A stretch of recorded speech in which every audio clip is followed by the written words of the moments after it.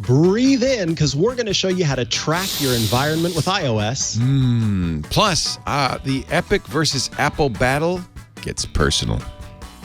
Before I round things out with a bit of touchy-feely, mushy-gushy. Yum. It's time for iOS Today! iOS Today comes to you from TWiT's LastPass studios. You're focused on security, but are your employees? LastPass can ensure they are by making access and authentication seamless. Whether employees are working in the office or remotely, visit lastpass.com/twit to learn more. Podcasts you love. From people you trust. This is TWiT. This episode of iOS Today is brought to you by LastPass.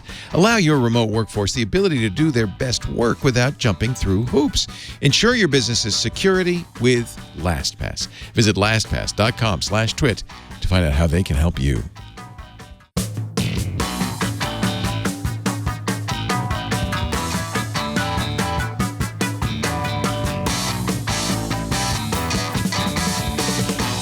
Hello, Mikah Sargent. Hello, Leo Laporte. It's time for iOS. We shouldn't really start this boldly because sometimes people are just waking up. Good morning. Wait, let's do this. Let's do hello. Welcome to iOS Today. It's the ASMR version. The ASMR episode of iOS Today. Oh, do you have to do the wet lip thing? Is that part of ASMR? So, in fact, let me just take a sip The of mouth water sounds? here. I don't find that attractive. There's so much. Yeah, I don't at all. ASMR is bizarre. It's I understand what it is because I remember as a kid when my mom was reading to me, there were certain times when certain things were going on that I would almost get chills. I would go, ooh. And I think that's it, right? That's what you're looking for. Yes, the autonomous sensory meridian response. For some people, whenever they hear certain sounds or hear certain sounds in certain ways, it triggers some sort of tingling sensation in their body. And it can be quite pleasant.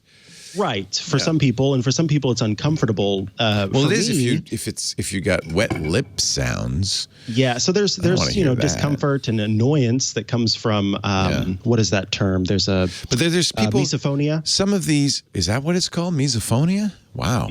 There's some of these are like scissors cutting fabric, or they try a lot of sounds. They're all kind of whispery sounds. Yeah, very up close and almost super detailed sounds. Yeah. Anyway, that's not what you're going to get from us. No. You're more likely to get Thank Broadway show tunes. This is the Ethel Merman of podcasts right here. Exactly. And today we are talking about air quality. Your environment. It stinks around here right now. It is smoky bokey, baby. Yeah. Actually, it stinks because I just sprayed my sanitizing brew, which was made in a local distillery.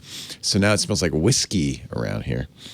Now, is that meant to go on your hands, or is that for the air? I wasn't supposed to spray it in the air, but it has a certain je ne sais quoi to the air in the room. A sort of cigar and whiskey going about there. We're in the midst of wildfires early this year for us in Northern California, but air quality is always a concern if you're in a big city with smog.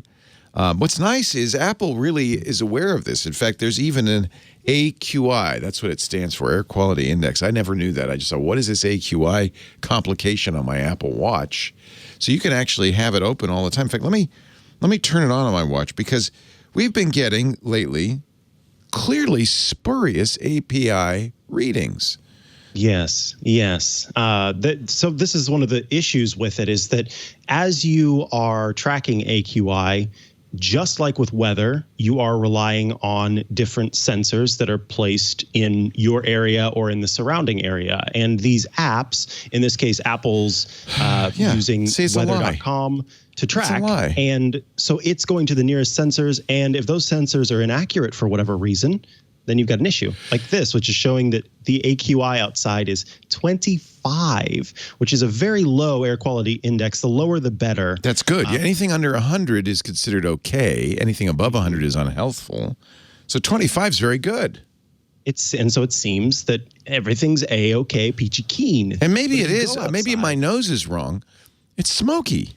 If you go outside, it smells smoky. It's hazy. I cough. And you cough. And so you wonder, is that accurate? And unfortunately, if you don't have an air quality sensor of your own, or you don't have ones that you can rely on in the area, then you kind of are a little bit out of luck. But in most cases, this is the first time that I've ever seen them be inaccurate, personally, in terms of what one would expect from the accuracy. So us opening this morning and seeing 24, 25, 23 does not add up with the wildfires that we've seen. Yeah. So it's been 150 pretty consistently for the last 3 or 4 days. Now, it does shift. Last night, because the wind shifted, it was the air quality, you could tell when you went outside. It smelled fresh and clean and good. And so your nose, maybe, I don't know, is that the best way to judge air quality, or is there a better way? I think one of the problems we have here is because we've had these wildfires pretty regularly every year, I suspect a lot more air quality sensors have been installed in our area. But you raised an interesting point. Some of them may be indoors. Correct. So if they're indoors, then they are going to be tracking the air quality index inside of the home, and therefore will not give the proper display. And to go back to your question, I don't think that anyone should use their nose as a way to detect air quality or try to determine air quality, because for smoke, there are plenty of proteins or certain molecules in the air that our sniffer can pick up on. Right. But not every kind of particulate in the air has something that our sniffer can pick up on. The absence of a smell isn't necessarily mean the quality is good. On the other hand, if I smell smoke, I have to think it's probably not good air quality. If it smells like a bonfire, if I'm choking, I'm thinking that's not the best air quality. What do you got there? What are we looking at now? Yeah, so this is PurpleAir. The company makes several different types of sensors. There's 2 outdoor sensors that they make and 1 indoor sensor that they make. And think about what was the thermometer that you recently shared on the Kinsa? So yes, it's like the Kinsa of air quality. Exactly. So folks can basically become citizen reporters of these details and give this information out to the world. And so if you go to PurpleAir's website, you can tap on the map and actually pull up live data of different PurpleAir sensors in your area. And so in our area here in Petaluma, you can see that the air quality index is above 100, meaning not great. And in fact, in the middle of Petaluma, you see those it's red blotches. 175. Yeah. So this is a real issue for me. If the Apple complication says 25 and I'm a runner or I like to exercise outside, maybe bicycle, and nowadays we're doing a lot more of that, I might be misled by that. And that's not good. And it's also important to understand that you have to understand exactly how the AQI is being calculated. So if you see here on this graph, right now, all of these data points are a 10-minute average. So the app is taking, or the device itself is taking the AQI, and over the course of 10 minutes, it is calculating the standard AQI. I can show real-time values, and so then the chart will reset, and you will see that it changes right now at this very moment. The sensor detected 182. Wow. But I can also do over the course of an hour, and that's going to give us a different value as well. So you need to know the exact details of the AQI to get the proper understanding. And like you said, Leo, this is what's concerned me the most is, I am blessed and lucky to live in a newer build here in Petaluma, meaning that the building requirements said you have to have central air in order to build this place. So I have central air and central heating, and that's wonderful. But there are a lot of people in California who do not have air conditioning in their homes. Right. And they rely on the cooler nights of California and cooler mornings of California to keep their windows open and let that cool air in. We do like they do in Texas, which is you open up the house in the cool night, you let the air come through, and then you close it up before the sun starts beating down on you, and it keeps it cool if you're lucky, if you're well insulated all day long. And that is actually the normal way to behave in Petaluma because we just don't get that many super hot days. Right. But now think about the people who woke up in the morning, super early this morning, saw that the AQI was 26 according to these data, the data points that they saw, and thought, I can open up my windows for the first time in a day. Yeah. And then suddenly they're letting so much smoke inside of their home because of improper reporting. Right. And so that's where something like this PurpleAir site, and one that you can show us here as well, is a great place to go, because instead of relying on a more public sensor, these are kind of individuals who have made this information available that have more what is the word? It's where you can get at the nitty-gritty details of a thing. It's more granular understanding of the AQI. So I recommend heading to PurpleAir's website and clicking or tapping at map on the top and looking at the values in your area. And this is the federal government's site, airnow.gov. But as you can see, AirNow is also reporting. This is probably where Apple is getting its results. This is Pengrove, which is quite near me, but nevertheless, that is not a very good indication of the actual air quality. So let's zoom in. They're testing something else. Larry Magid on the radio show, or the TWiT show rather, mentioned that there is a new AirNow that they're testing, and it's fire.airnow.gov. It actually is kind of useful because, and I have to give it location access because I'm on my Mac right now. You'd have to do that on your iPad as well. That's a little bit more accurate because it's also showing fires and smoke plumes and things like that. But when I zoom in, and that blue dot is us, and as you see, we're very near Pengrove. As I zoom in, it doesn't, the sensors I see are all green too. Here's a few yellow ones. Actually, this is closer to where we are. These are purple sensors, but they're also reporting not great, but 52 is not dangerous. So Can you zoom in and see which AQI is being used? Because there's AQI that's PM10 and AQI that is PM2.5. And PM2.5 is going to show you a higher value, whereas PM10 is going to show you a lower value. Oh, hit that question mark next to will that tell me Nowcast. Now? Okay, yeah, that should show you. No. Yeah. Okay, but see what it said, it's using the average of several hours of past data in an algorithm to show current air quality. That's not ideal. Now, I can see the graph, and you could see it was, this morning it was 160. Now it's getting better, maybe because the wind changed. And maybe it's not maybe this is accurate. I don't know. I feel like this isn't something you want to mess with. And as somebody in the chat room pointed out, you can't trust your nose because it's not merely the particulate stuff like smoke that can be dangerous. With these fires, sometimes any fire can be burning dangerous, chemicals that you cannot smell. And that could mean that there are toxins in the air that your nose can't measure. Presumably these sensors could, but I don't know.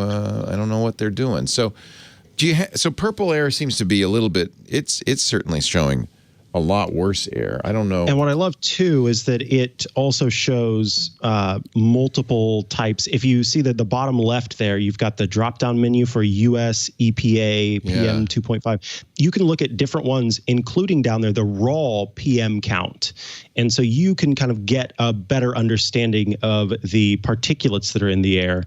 Because overall, AQI is a measure of the ground level ozone, the carbon monoxide, the sulfur dioxide, the nitrogen dioxide, and the airborne particles that are in the air. So it's a calculation of all of those. You can't smell, and some of it you can't. It's still, it's red, but it's still not over 100. It's 79 downtown is the worst.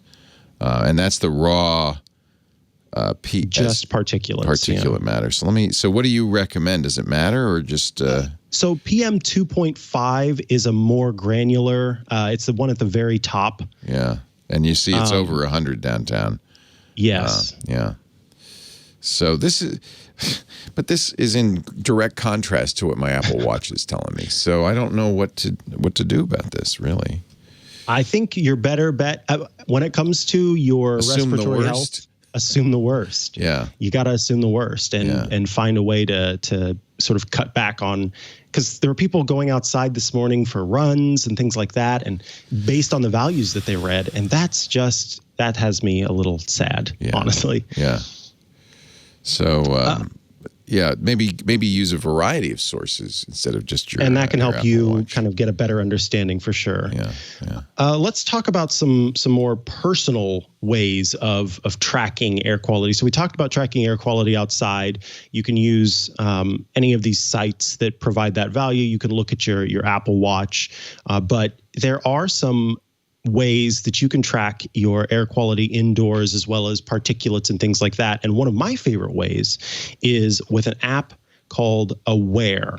So Awair is paired with the Awair smart sensor.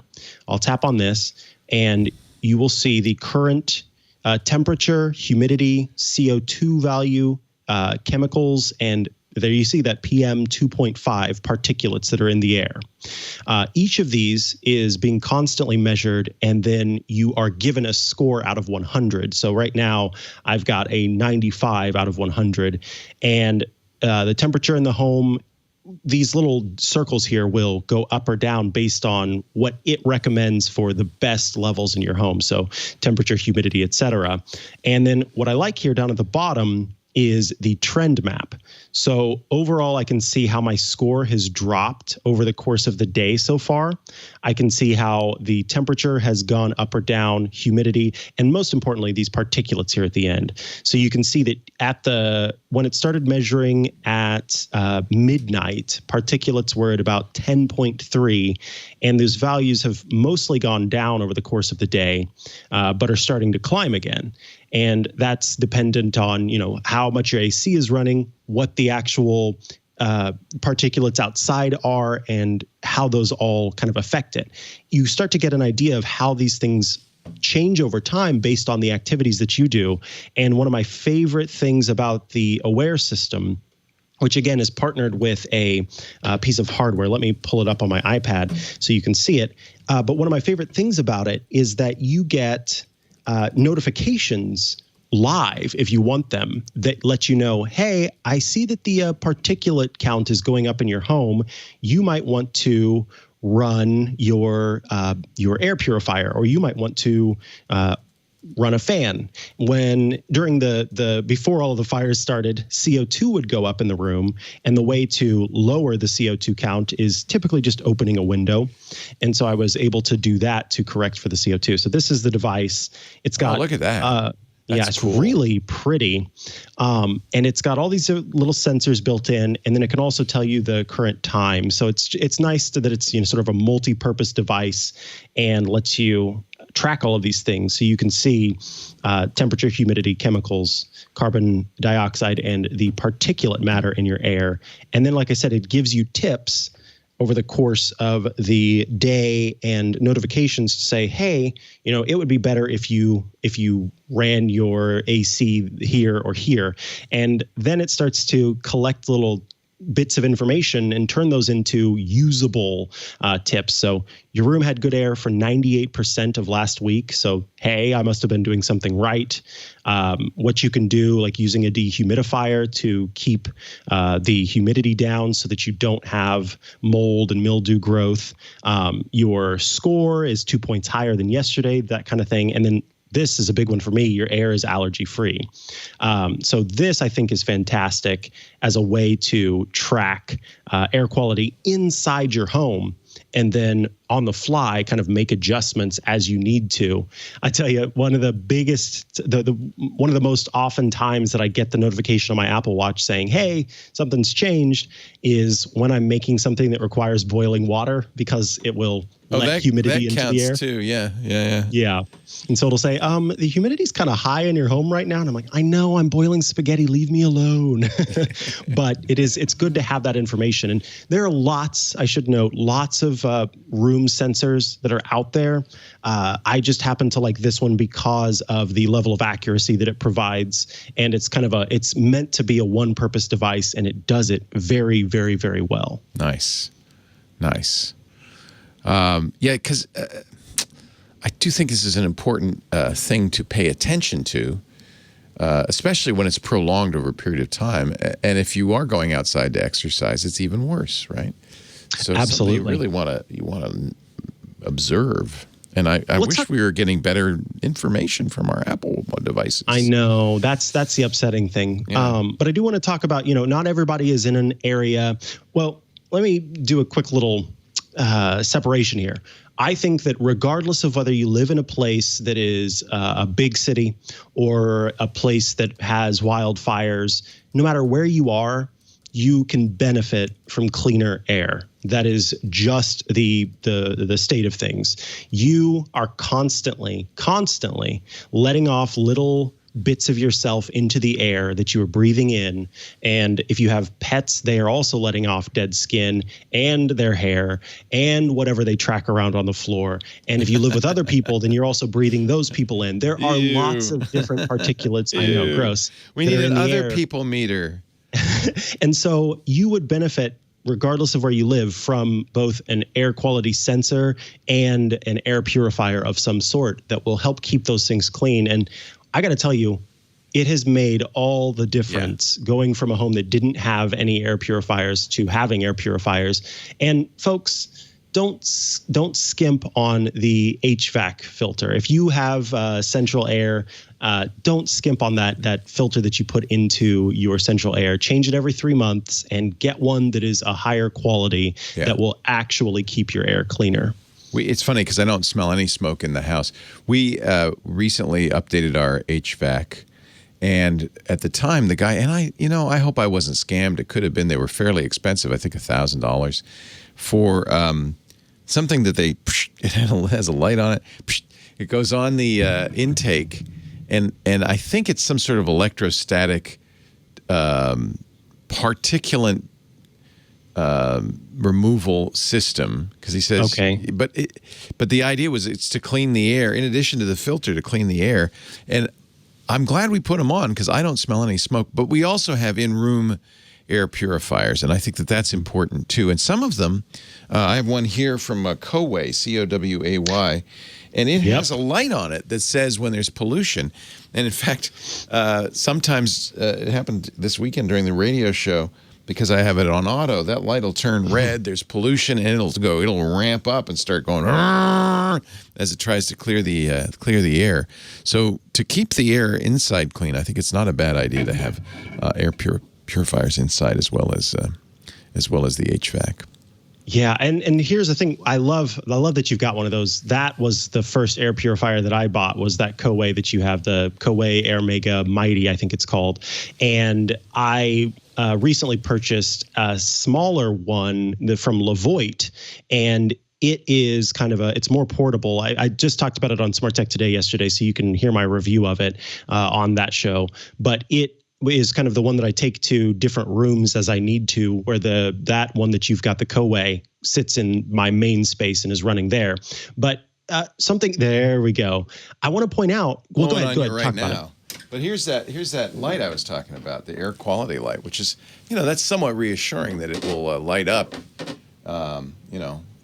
Yeah, on the side there's a little. It has an ionizer. I guess I don't know what that does. So an ionizer, for folks who are kind of curious about that, I kind of was a little bit suspicious of it and tried to understand. And essentially what it does is it makes, as it takes in the particulates, any particulates that don't get through, it takes the air and it adds a charge to it that then will go out and charge any of the particles in the air so that they end up sticking to surfaces instead of staying in the air. That's probably what I got on my HVAC then, is an ionizer. That's what I think you do have, is an ionizer on your HVAC. And so it'll be more dusty in your home, but only on surfaces, which is easier to clean up than in the air, where it is harder to clean those off. Right. So you might notice that your house gets a little more dusty. The monitors might get dusty, but you can dust those off much easier. And that's because it's essentially charging each of those little particulates. So it's a very cool system. Come out of the air. Yeah. Yeah. It's funny because we also have Molecules, which do the same thing, one of our sponsors. But I have the Molecules in this, not because of the fire. I got these a while ago so that the air would be clean in my studio from the virus. at least to Right. help clean that out. I know it's not 100%, but to help clean that out. And so it's kind of lucky I had those. And now it's not just the virus I'm cleaning out. I got a little smoke too. Because Mother Nature seems to just, kind of 1-2 punch. She doesn't like us, I think. She's trying to clean out the planet. I think that's fair. Yeah. Let's talk about some other things. So even if you exist outside of places where there's wildfires and stuff like that, again, I think that you would benefit regardless. But something that I like to use because it is an issue for me, allergies. And my favorite app for keeping track of the pollen forecast in my area. Well, that's the other reason, because I'm not sensitive to pollen, but Lisa is, and that's another reason to monitor this stuff. Yeah, we have terrible allergies in this area. The pollen is awful. I was here. not expecting it. Sorry, but I forgot to warn you about that part. They came sooner than I was kind of expecting. It's all year round here, pretty much. Yeah, exactly. Yeah. It hit me, and I thought, okay, we'll just start the regimen early. Yeah. But Pollen Pro. So there's a My Pollen Forecast Standard that's free, and My Pollen Forecast Pro. I paid the $2.99 for the Pro version because it's wonderful. So it uses Apple Maps built in as the mapping system, but it gives you the current value of the pollen in your area, and even can go as far as letting you know kind of what types of pollen are in the air. And then it also will provide a forecast for you. So you can see that it's got however you pronounce that word, chenopod's, I don't know. Grasses and elm are the big pollens that are in the air right now. Oh, and it tells you that. I like that. Oh. Yeah, I like that because some people don't necessarily, maybe they didn't go in and have one of those allergy tests or something like that. They don't necessarily know. And so if you use the diary, it will help you track when your allergies are particularly bad, and you can start to look for trends. Oh, when there's lots of elm in the air, that's when my allergies are the worst. And it'll show you the pollen count, the humidity, the temperature, and the wind. And those values also correspond to how the allergies might affect you, because the more humidity in the air, the more likely that pollen is traveling through the air and can stick to your face and stick in your eyes and nose, et cetera. So you get a little bit of information ahead of time, like I said, with the forecast here, to know that tomorrow, chances are that it's going to be medium-high pollen count with these types of pollens. And then it pairs with an Apple Watch complication, so you can always be aware of the current pollen count and the future pollen count as well. Interesting. So the My Pollen Forecast, the free version has ads in it, and then My Pollen Forecast Pro for $2.99 just takes those ads out. So not a huge difference, but I use this app all the time, so it was well worth the $2.99 that I put into it to track that information. Really good stuff. Thank you. Yeah, of Very course. useful. Yeah. Okay, so we talked earlier about AQI, and kind of one of the things that you and I were both hitting on is the fact that it's kind of hard to know exactly what AQI is and what AQI means. How does that translate? How does it actually affect me? And that a lower AQI is better and below 100 is generally okay. But there's more to it than that. And one way that folks can kind of help to better understand is a new app that Matthew Casanelli shared yesterday on Smart Tech Today that I had to bring up today. And it's got a curse word in it. So it's I think this is hysterical. Censored. And it's called Shoot. I Smoke. And it's a different word, but we'll go with that. You can get it for free, and it uses publicly available AQI. So this is going to be a little inaccurate based on what we've seen. But I'll launch the app, and you can see that it uses the air quality station that's about 18 miles away from Petaluma to figure out what the current air quality is. So it's it's the equivalent of how many cigarettes a day it would be. Yes, or weekly or monthly. Oh, so man. Based on I got to cut out the ciggies. Yeah. And it gives you a little bit of information about this too. So let's see. Yeah, so there it is, using the air quality station in the area to try and figure out what that might be. So you can see it's kind of far away. It's in San Rafael that it's using that. But if we go back, I'm trying to remember where I found that information. It shows you how, here we go. So how does it calculate? For every 22 particulate matter, that is equal to 1 cigarette per day. So if we go back to that purple graph, let me see if I can head back there and find the value.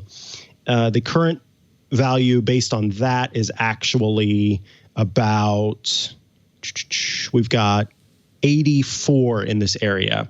So if we do the math there, that's about 3.8 cigarettes per day that I'm smoking if I were to go outside and breathe the air. I think this is handy, like I said, as just a better way to understand what this means in terms of impact on your respiratory system.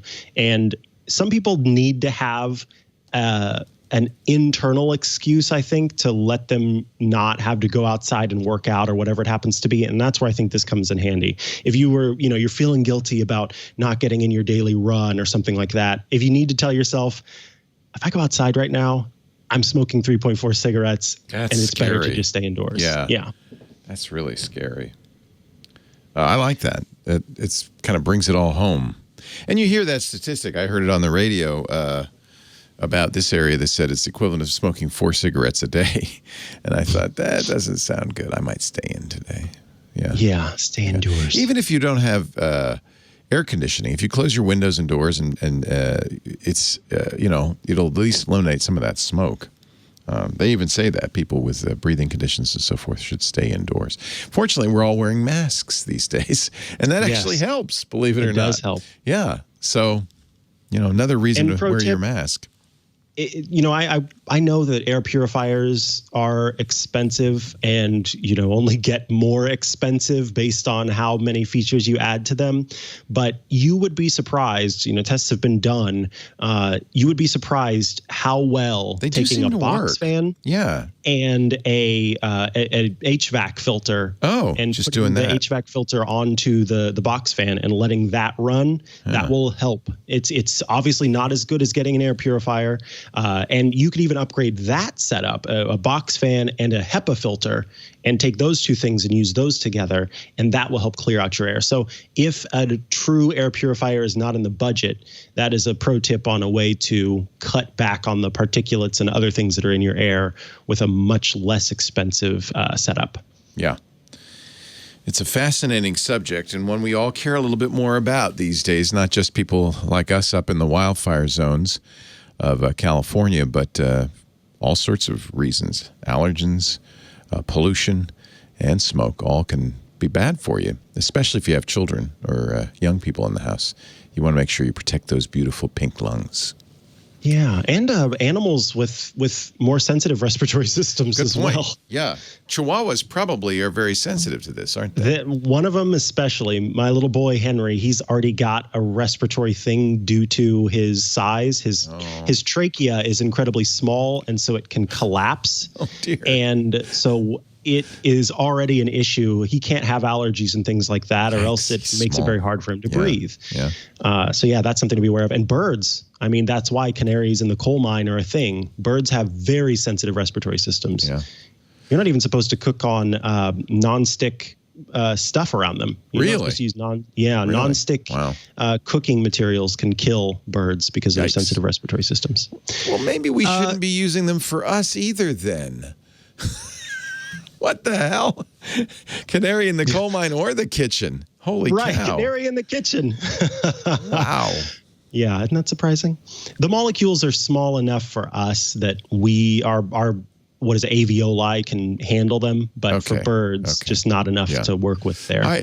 Speaking of molecules, I really like our molecule air purifier because it does do that photoelectrochemical oxidation, which is just one more level of purification. And besides filtering, that I think also helps quite a bit. So there's filtering, then there's electrochemical reactions like ionizing and pico that also make a difference in this. And so it's worth checking out the various levels of protection you can get. I think we have pico and ionization in our HVAC, but because it's electrical. Nice. It's electrical. It's plugged in. It's got a light on it, so I think, but I don't know. Yeah, I'm curious now. Should we take a break? Let's take a break. And I was trying to think of a rhyme, but it just didn't work. Yes, next we'll talk about news. Take a break, have a steak, make some cake. And watch out for quakes. Because it's time to jump in the lake. Our show today brought to you by... Did it in one take. One take. Yes, it's one take. LastPass. If there's one thing you want to take advantage of right now, as we all are working from home, it's LastPass. LastPass surveyed global IT decision makers recently, and they found that almost everybody, 96%, of organizations said, yeah, this remote workforce thing really has impacted they call it IAM, our Identity and Access Management Strategy. That's basically what LastPass does. It manages identities and access so that you know that the right employees are accessing the resources they're allowed to access and no others at the right time from the right location. This is how you can manage identities, promote good security, and by the way, and this is the magic of LastPass, not get in the way of work. LastPass actually makes your employees' jobs easier. And I think that is kind of a miracle. Usually we think of security and convenience as being a trade-off. More secure means less convenient. Not with LastPass. Autofill, both apps and web pages, makes it easy. Employees just go to a page and they're logged in. That's beautiful. Single sign-on, that's even easier. That's passwordless. You just say, yes, that's me, and you're in. They also use multi-factor authentication to really make sure that the right person is using the right resource. Things like geolocation and IP address, in addition to the biometrics and other kinds of authentication. I just think LastPass is fantastic. You will too, and this is something the end user doesn't see, but I see as the owner of our business and our IT people see, you get centralized control. So we, for instance, use LastPass, of course, at TWiT, and we have certain policies. There are more than 100 enforceable policies. We turn on, for instance, the requirement that our employees use two-factor authentication. We know that that's more secure, so we make sure they do. We have minimum password requirements, things like that. You'll also get a dashboard where you can get insights into how employees are using their passwords. You can easily add and remove users. That's a beautiful thing. You can either do it automatically with directory integration or do it manually. But when you onboard new employees, getting them into the system is very easy because we divide up the passwords into different folders, into different business divisions, so that the ops people get one access to that set of passwords, the business office gets another set, continuity gets another set. That's really fantastic for us as an administrator. And of course, it's always reassuring to know that no matter where your employees are, at the office or working from home, they always have their passwords with them, no matter what devices they're using, iOS, Android, Windows, Mac, Linux, every browser under the sun. The truth is, when user identities are centrally and securely managed, a business can feel confident that the correct employee is doing the right thing, has the right access. Employees share passwords too, and you really don't want them emailing. That's in the clear, or text messaging passwords. That's just ripe for hackers. You want to use LastPass's secure password sharing, absolutely secure. LastPass's IAM solutions help businesses improve the employee's experience and safeguard your business from cyber threats. It's just the way it ought to be. Let your remote workforce focus on their work without compromising your business's security. Secure your remote workforce with LastPass. Go to LastPass.com/twit. That's LastPass.com/twit. Somebody's saying, what was the name of that app, the cigarette smoking app? One more time. You can't say it out loud. It's called Shoot. Shoot. I Smoke. I Smoke. I don't know how you will search for that on the App Store. It's S******. Maybe, I don't know. It's so I just typed in I smoke. Try that. Yeah. but we'll also include a link in the show notes. That's the to best get way. to it. Whenever you hear us mention something, we're going to put that in the show notes, and that you can see at the website twit.tv/iOS, or in your podcast application. In most of them, not all of them, most of them, the show notes come right through with links and everything. So, time for news. The news. Well, of course, we've got to give an update on Epic versus Apple. Good Lord. Wow, this continues. And there was some concern that the court, the Northern District of California court, would, like some courts, not understand this issue. But be reassured, Judge Rogers, who is the judge on this, and the entire Northern District deals with technology subjects all the time. And in fact, she issued an injunction today that seemed quite, or yesterday, that seemed quite savvy. I think so too. Yeah. So this is it had that granularity to it, then a better understanding, this discernment that exists. Epic is, well, the judge says that, hey, you get a temporary restraining order against Apple that says the company cannot basically shut down or terminate your developer account that lets you update the Unreal Engine, which is a gaming engine that many a developer uses to create games for multiple platforms. That part is not something that Apple can do. Apple had originally threatened that. Epic went to court to try and stop it. But Epic Games is still banned from the App Store in terms of Fortnite. So the Fortnite app is there was no restraining order one on Epic's part, meaning that Apple's decision to ban Fortnite from the App Store is upheld. But let's get this clear. No, that's not quite right. It's not? Well, it is, and it isn't. Misunderstood. So Epic was seeking an injunction. That means immediate action from the court to bar behavior that they considered illegal. The judge split the baby. The judge said, the trial goes on. This is not a decision. This is just a short-term injunctive relief that Epic was seeking. Of course, on both these matters, there'll be a full trial. But what the judge has said is, yeah, Apple can ban Fortnite. I'm not going to give you injunctive relief on that. Epic wanted the judge to say, Apple, you can't do that until after the trial. We got to have a trial first.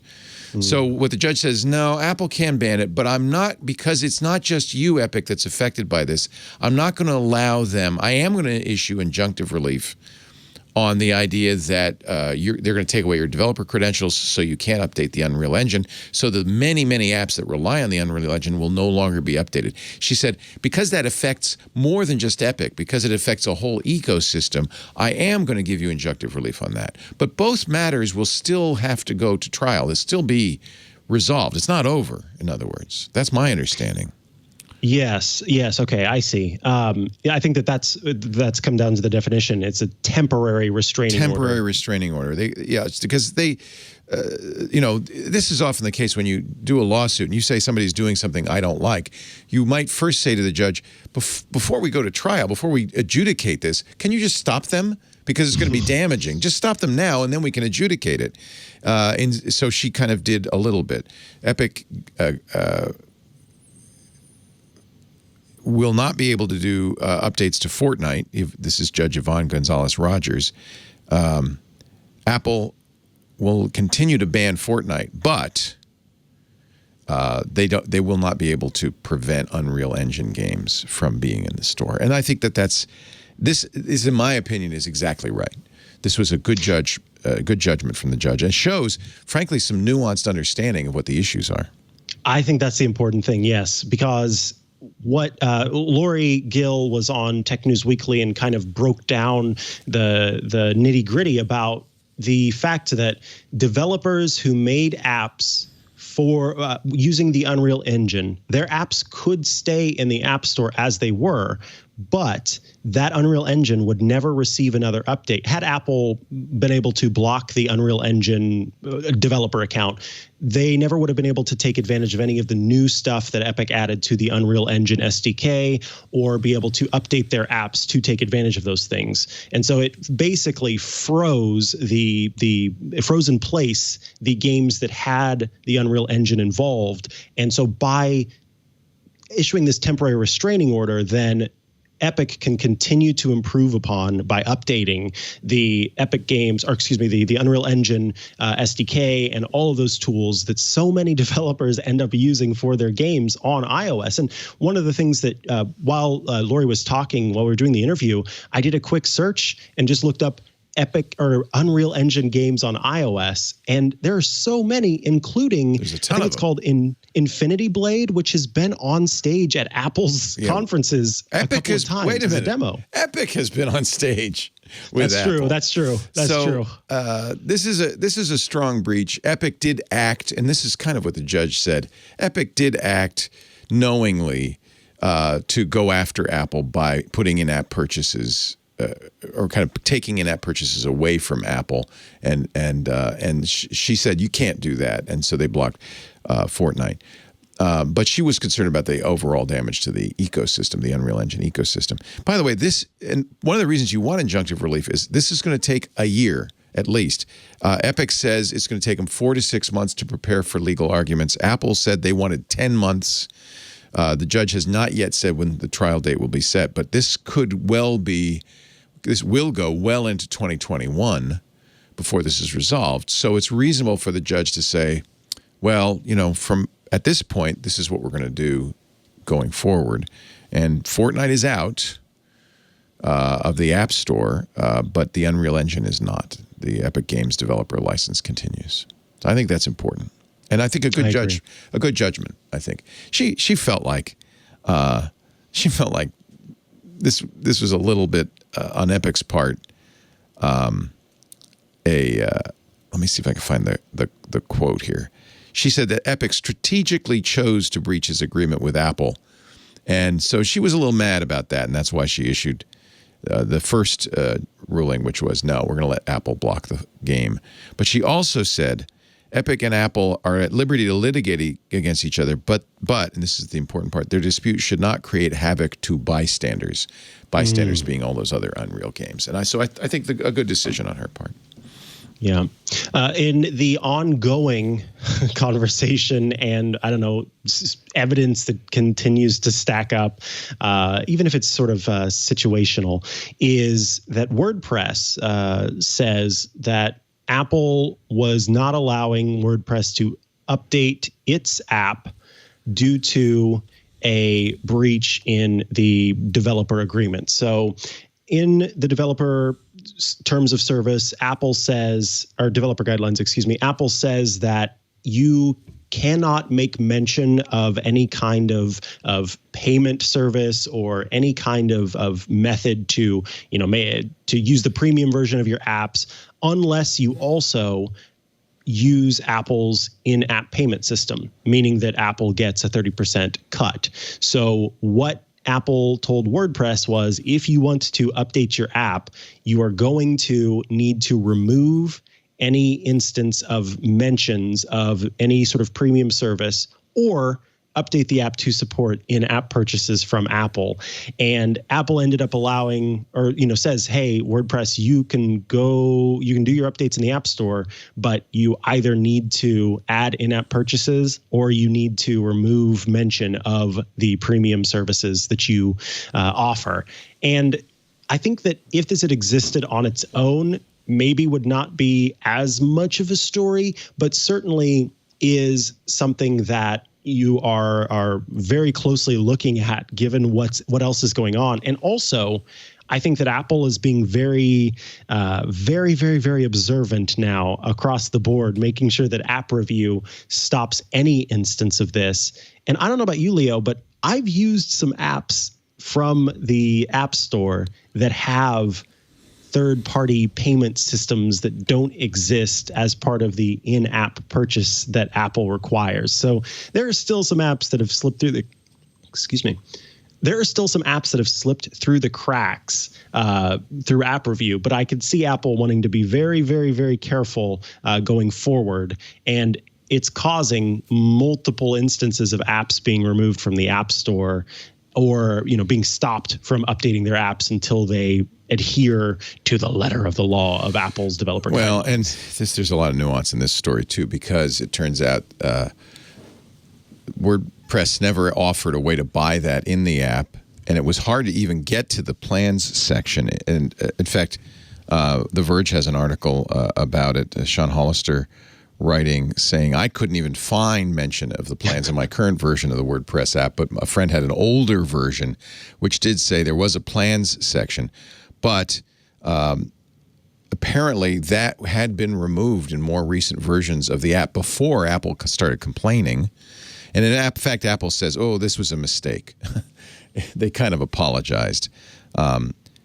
We believe, this is Apple's full statement, we believe the issue with the WordPress app has been resolved. Yes, it was resolved before you even brought this up. Since the developer removed display of their service payment options from the app, you never could buy it in the app. I'm adding this parenthetically, but they did show it. It is now a free standalone app. It always was. Does not have to offer in-app purchases. We have informed the developer and apologized for any confusion that we have caused. Hollister writes in The Verge that, and this is a phrase you like, so to the best of my knowledge, this isn't WordPress caving. Yet again, Apple simply seems to have decided that trying to extract its cut from a free app by forcing in-app purchases isn't a hill worth dying on today. So I think that that's what happened, is that Apple might have either misunderstood the situation or more likely wanted to actually put in-app purchases into the WordPress app so they could get their 30%. And then when it was brought to the public attention, you're exactly right. Apple a little sensitive these days to that. They said, oh, no. Never mind.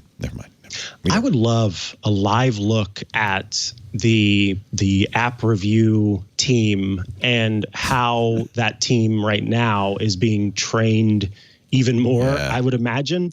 I have to imagine that right now there's like a boot camp or something where they are making them understand even more and dig even more into these different apps, because if Apple wants to have evidence in place for this trial, this Epic and Apple trial, and Epic's lawyers are going to bring all sorts of evidence to the table, including Apple's personal deal with Amazon and the less percentage cut that it takes there. I just think there's a lot of stuff that's going to be laid out, and Apple's going to need to show precedence and show that it does apply these rules across the board, no matter who you are, in order to successfully pull this off. I think it's incredibly fascinating from a logistical and legal standpoint to just watch how this all happens and watch the changes that take place. And at the same time, as I find it all fascinating, I do feel for the developers out there who there was just an app. There are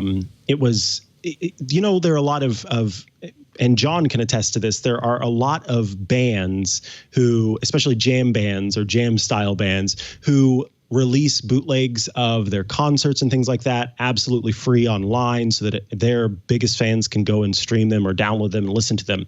And so there was some band that does this, and the developer had made an app for people who are fans of this band to get these bootlegs. And at some point, this app had been released and it was fine, and it was updated and it was A-okay. And, this person had put hundreds of hours into this app that they did for free. And then there was the decision made at some point that Apple said, you are completely losing your developer account because you not only broke the terms of service, but you also are a repeat offender and all this other stuff. And the developer was like, I have absolutely no idea what you're talking about. And came to find out, the person who had reviewed the app misunderstood the nature of the app and the nature of jam bands releasing a bunch of stuff for free. They thought it was an IP issue. Right. So it's just, there's a lot. It's hard. It's nuanced. There's a lot of, I don't know what the number of new apps are submitted every day, but it's thousands and thousands. And I think that there is some pressure to get through these very quickly. You don't want to keep a developer waiting for months. So stuff leaks by. There was an app with active malware that was approved a couple of days ago. But I think it was done as a test. I can't find the story, but yeah, this stuff happens because there's so many apps coming through, and they're trying to get through them fast. And, human curation is always going to have flaws. Absolutely. Yeah.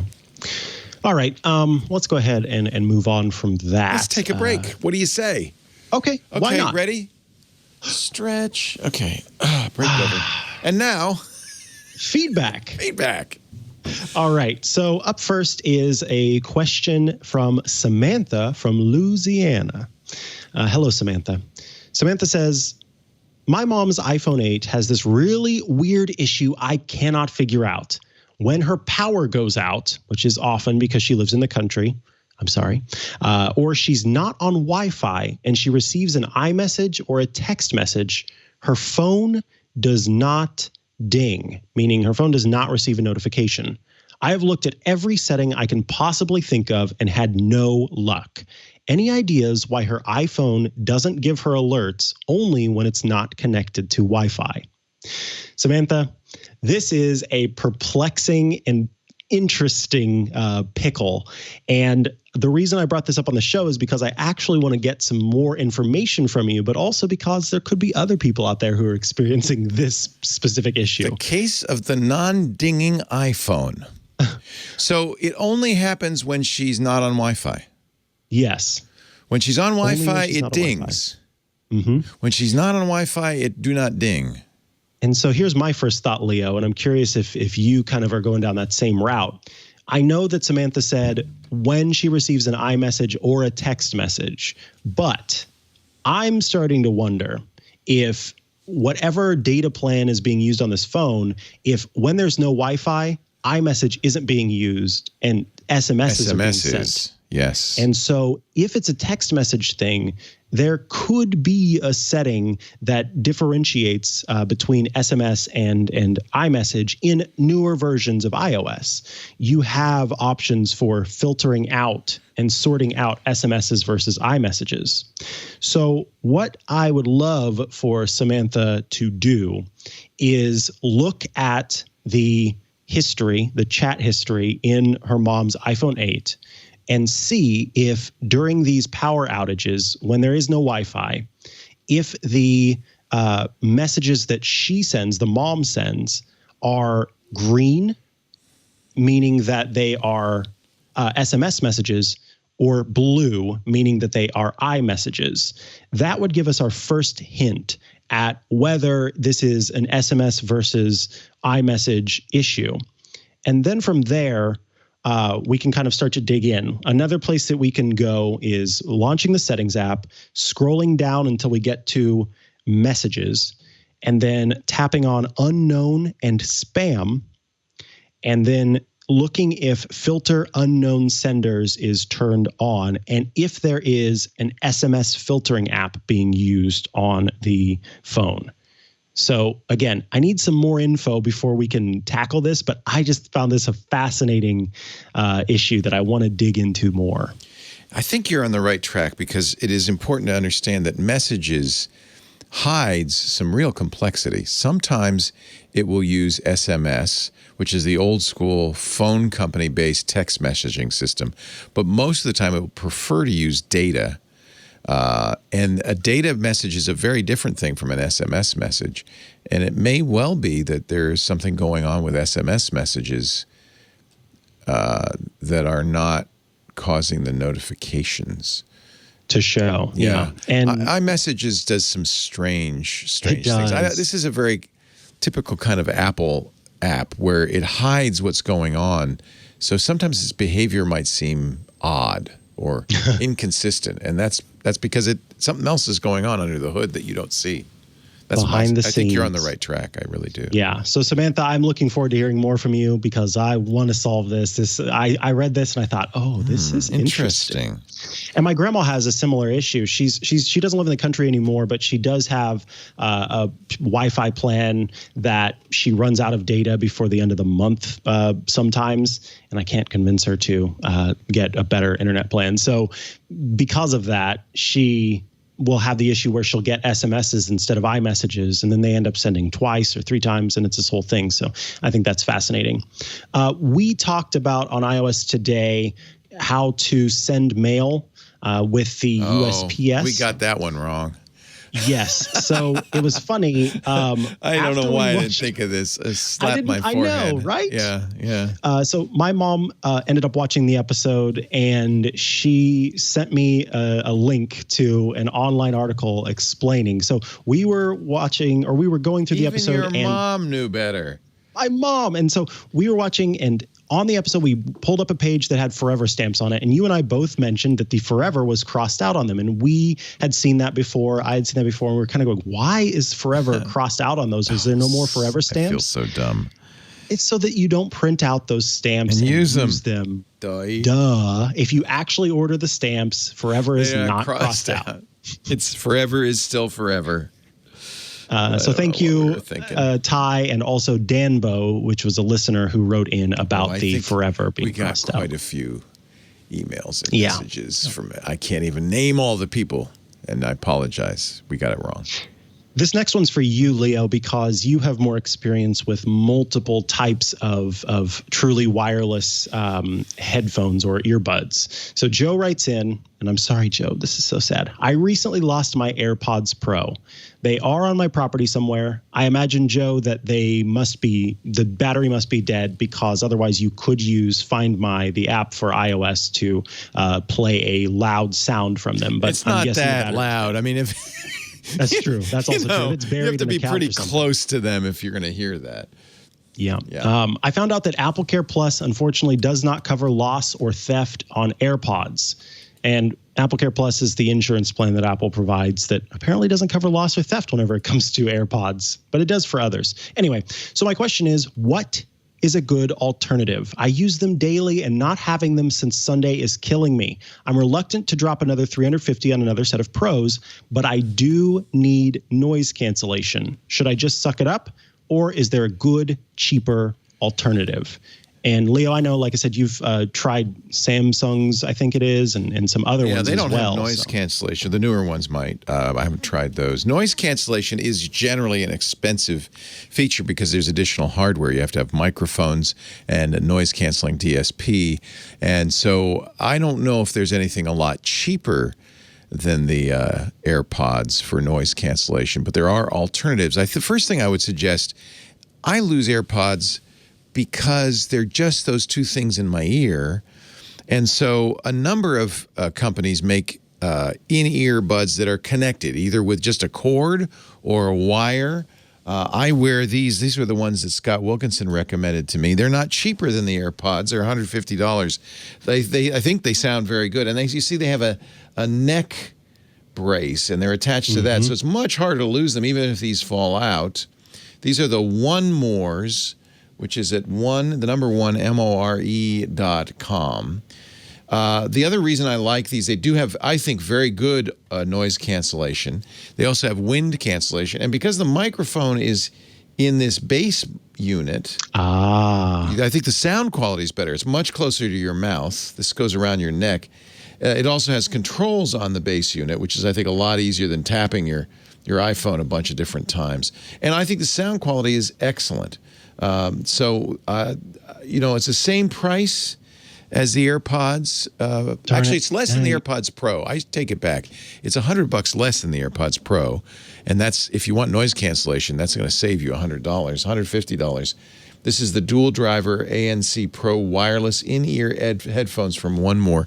And I use these, and I think this is why Scott liked them. Scott Wilkinson recommended them. The voice quality is very good, and I think the music quality is excellent. The only negative is now you have something around your neck. Not ideal if you're doing jumping jacks or, so it depends on what you're doing. If you're swimming, there's certain exercises you can't do. But if you're just walking around the house and you don't mind a little something around your neck, because you do kind of feel it, I think this is And I love being able to just pull them out and have them hanging. So yeah, they have a little magnet on them. When you pull them out, they go, and then they stick together, right? So that's good too. I might have to get these, because my favorite pair of cheapo headphones are, and I use them so much because of this kind of thing. They're made by iFrogs, and they look just like these, but again, just much cheaper. They go around your neck and they hang down, and then they have that magnet in them, so they stick together. And even though I've got the more premium headphones, AirPods Pro and other things, I use those more so than almost any others, because it's that thing, like you said, pulling them out and having to set them down and forgetting them. And so the fact that they make a high quality pair of headphones that offer this, oh man, Leo, you may have just I like them a lot, and I think the noise canceling is very good. So I will, in fact, maybe it's a trick they're playing, I don't know, but the sound quality goes up when you turn on the noise canceling too. The bass is better. Everything sounds better. So suddenly you feel like you're in a nice cocoon. It doesn't have that I think the noise canceling is not so strong that it has that feeling of the air being sucked out of your head. It's just the background noise drops out. I haven't tried them on an airplane, so I can't say how well they work on an airplane. But I think you're less likely to lose them because they do have that neck collar. The voice quality, if you're using them as a phone, Bluetooth, is very good. And the sound quality, I think, is excellent. And $150. Battery life's better, too, because they have a big battery in the neck collar. So yeah. I like those. Okay. The onemore.com.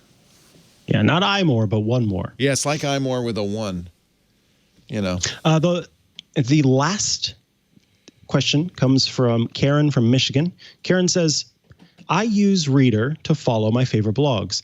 RSS, woo! I have decided there are a few blogs I no longer want to follow. Do you know how to remove that blog from my list? Well, Karen, I did you a solid. I went ahead and downloaded Reader so I could figure out how this is done. And so let me pull this up here. You launch Reader, and while you're in Reader, you tap and hold down on one of the blogs that you don't want to have anymore. And then up pops automatic reader view, edit, and unsubscribe. Then you just tap unsubscribe, which I will do on this one. I don't want to follow that. And so I can just tap unsubscribe there, and boom, that one will leave my list. So a very simple step. But I will say, Karen, to be fair to you, it actually was something that I thought, it's in settings. I'll go to settings. I'll see my list of different things that I'm subscribed to. I hopped in there and I couldn't find it. So I totally understand why you had trouble finding it. They very much simplified it. And by simplifying it, it kind of made it more difficult. So yeah, simply tapping and holding and then tapping unsubscribe and then confirming that you want to unsubscribe is how you go about getting rid of a blog you no longer want to follow. Yes. Well, time to get hats. It's time to get hats. All right, we'll be right back as we have to go don some headgear. I am wearing my headgear is Don. This is a traditional, I wish I could remember the name of it, hat as worn in Jordan, and I bought this along with a Jordanian muumuu, which is not what they call them, when I was in Jordan last fall, my last trip ever. But I really like this. The last trip you'll ever take. Last trip I'll ever take. It's like a little pillbox hat. And you're getting ready to, I don't know what, brave the elements. It's a deerstalker hat. You don't normally put those ear flaps down, but I admire your boldness. Well, this is because the last time I wore it, I didn't, and so this time I'm wearing it, and I am putting the earphones down. Give us a little change. Yeah. So, the Sherlock Holmes Deerstalker hat. Did you watch the new Sherlock Holmes with Benedict Cumberbatch ever? Oh, I did. The best, isn't it? I think it's so good. It's so good.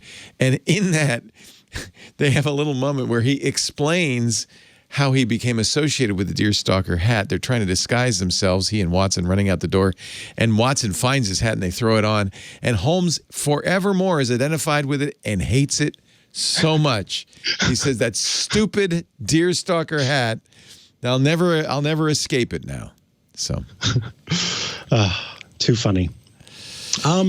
You know what, folks? I just need you all to get a little serious here for a moment. Yes, please.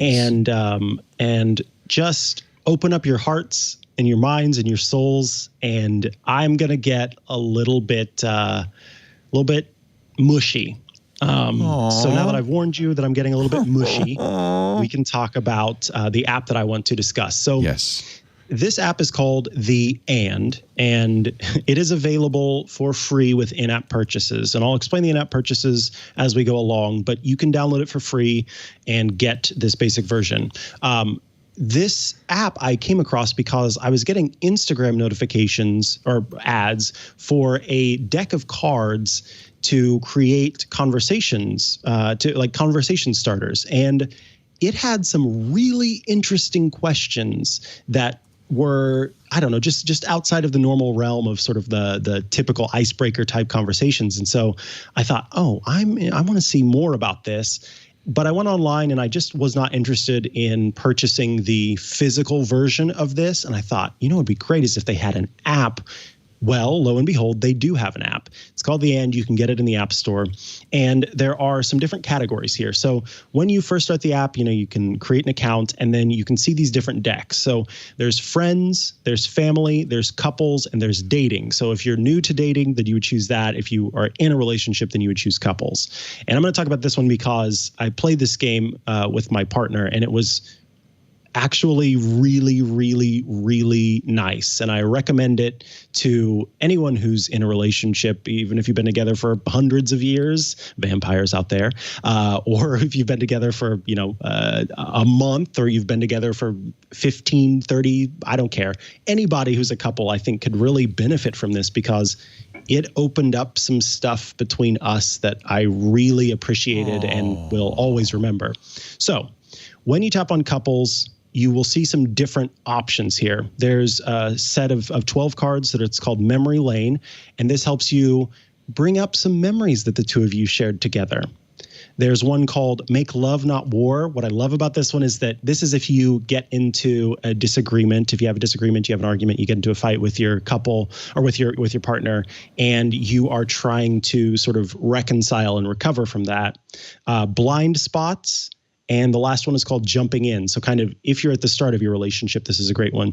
So Sebastian and I played Blind Spots because this one has some cards that let you kind of see things that maybe you didn't realize were there. Now, here's how the in-app purchase system works. As I said, you can buy the deck, and I think it's available for $29.95, like $30. You get a whole bunch of cards and these beautifully printed cards that you can, you know, play with friends, family, couples, etc. But with the in-app purchase system, you buy credits. And so you can get 5 credits for 99 cents, and each credit lets you play a deck. So it's actually quite a few that you get. You start out with 3 when you download it for free, so you can try these. But buying some credits lets you play these more often. So I'm going to go ahead and tap one just so you can see how this works. I'll tap play and use one of my credits, and then what I like this part too. It says relax and look at one another until you feel the phone buzz. So it kind of puts you in that mode of I'm really trying to connect with you. I want to have this conversation with you, and I want to sort of meet you on this level. So it takes a moment while you two kind of breathe, and then boom. And here's some options for the question. So when was the first time you knew you loved me? And you ask that question. You get all mushy. I know, right? The other person answers it, and then you answer it, and then you can pass the phone to them, and then they go to the next question. When was the first time you knew I loved you? What's the one thing that we could do to deepen our relationship? Oh, that's really good. And as you go, the questions get more I wouldn't call it intense, but more kind of in-depth. And because as you're going along, you are opening up more and more, it becomes easier to answer those questions later on in the game. But I want to show you that, it's not just couples, friends as well. This is kind of a fun one. How well do you really know each other? So it kind of becomes, what's that game? The not match game, but couples. The dating game. No, the newlyweds game. Newlyweds game. That's it. Yes, exactly. Game. Yeah. It's kind of like the newlyweds game. This one is fun. So I'm going to show this one. It's called Sweet and Sour. And again, we've got to wait for this to relax and buzz. But in the family one, there's one for talking to your mom. So you and your mom have a conversation. There's one for you and your dad having a conversation, or just you and one member of your family. This kind of makes me uncomfortable. But I like that. I like the level of like, discomfort it's good. It's good. There's discovery in discomfort. I'm not sure I want to go there. See, but you have a glass of wine, Leo, and you look into your partner's eyes, and then you go there. And I can't speak for everybody, but genuinely, I learned some things about Sebastian and grew closer to him through playing this game that I would not have maybe as soon otherwise. So here's one for friends. Which one of our experiences made you love me the most? When do you feel closest to me and why? What do I do that allows you to feel most comfortable being yourself and why? Nice, I love that nice, question. nice. So you get the idea. These are some really great conversation starters. And, sometimes it's a sentence answer. Sometimes, especially because I am the way I am, it's a long answer that you give. It's somewhere in between. But that's great. That's a great conversation, right? I love it.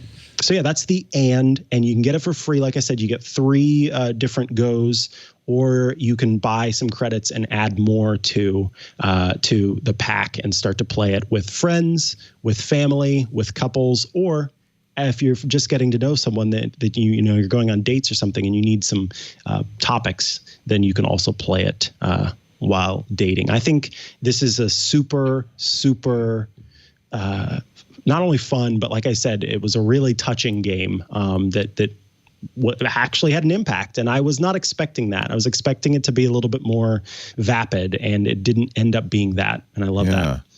Yeah. Was it originally a card game or? Yeah. Yeah. It started out as a physical card game. Maybe a better way to do it digitally, right? You don't have to lose the cards. Exactly. Yeah. And I like that. Wait till your phone buzzes, so that you can settle and focus. And it doesn't tell you the question yet. You're just breathing and being in the moment. Preparing to be embarrassed. It's good. Yeah. It's good. Soak it in.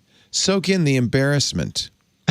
I got to put these ear flaps up because I am burning up. Yeah. That's why Sherlock never did either. It's a deer stalker.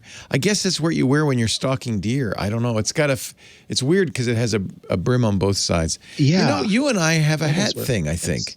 Did you have this? No, don't wear it that way. That really looks stupid. Sideways now it deer looks stalker. like a propeller cap. Yeah.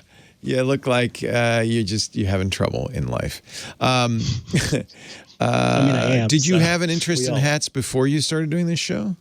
Not as much. Yeah, but now I certainly I'm trying to find the name for all of these and what this is. I think it's a kufi, but I'm not sure. I don't know. But I got it in Jordan with a distasha, which is the garment. You wore that for I one did episode wear it of for iOS one Today. episode, yeah. And I really, I enjoyed it.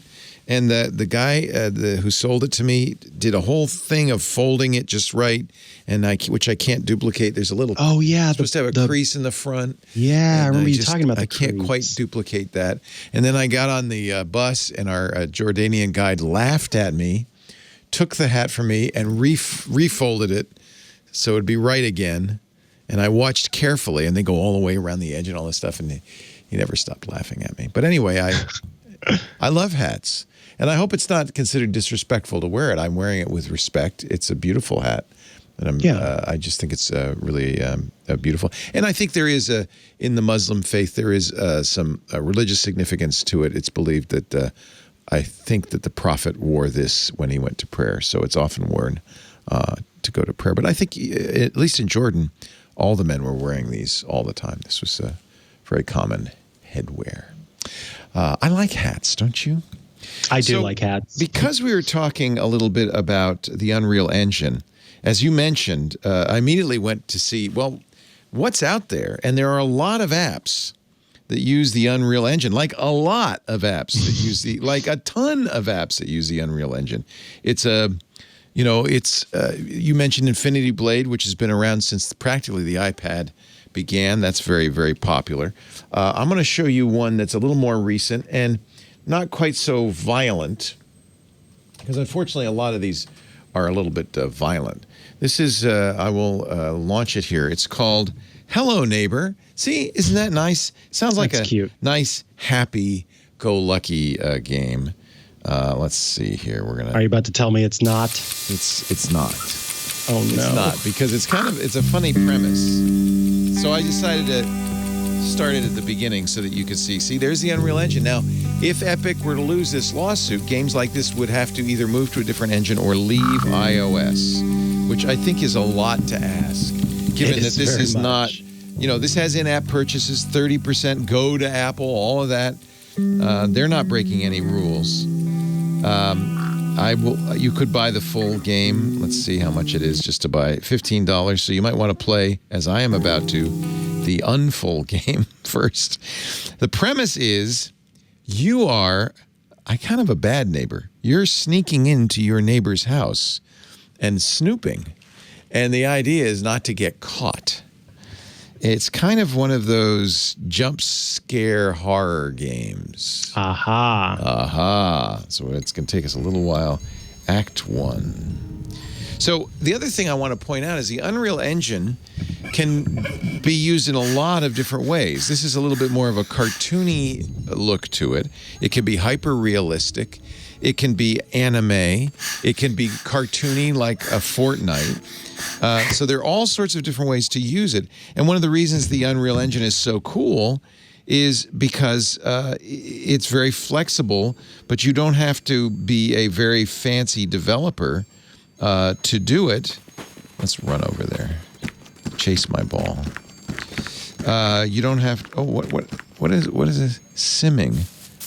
I don't know what that means. This is kind of, I guess, like a Sims thing. Let's run down my ball got away. Kind of fun. So far, so good, right? I'm going to chase that ball, but where's that ball going to end up? That's the question. Uh-oh.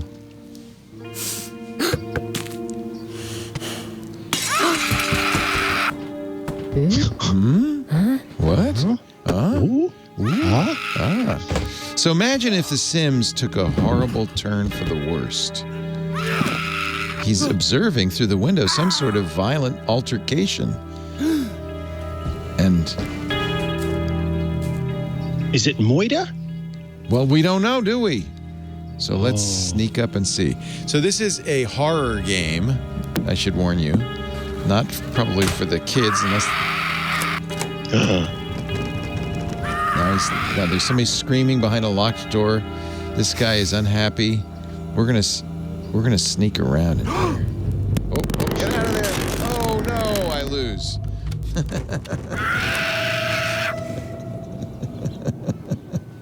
There's a lot of screaming in this game, so maybe better to play with headphones.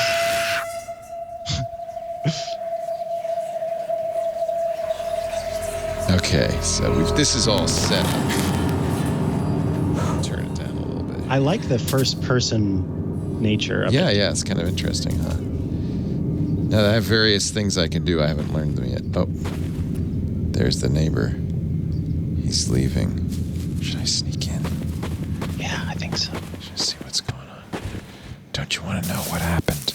I want to know why there's so much screaming, for sure. Yes. Oh, I think we're doing ASMR again.